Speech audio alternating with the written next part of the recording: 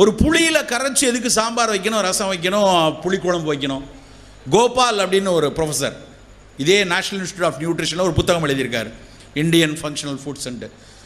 புளியில் காய்கறிகளை ஊற வைத்தால் மட்டும்தான் அந்த காய்கறிகளினுடைய சத்துக்கள் வேக வைக்கும் பொழுது பாதுகாக்கப்படும். பார்த்துங்க, எவ்வளவு ஒரு நுட்பமான அறிவு.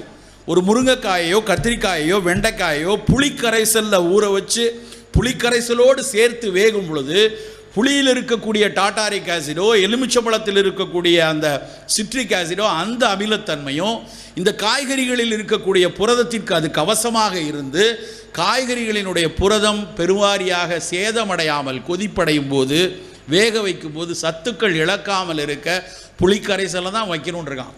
சாம்பாரும் ரசமும் புளிக்குழம்பும் சும்மா வைக்கல நண்பர்களே. ஒவ்வொரு விஷயத்திற்கு பின்னாடியும் ஒரு அறிவியல் ஆதாரம் இருக்கிறது.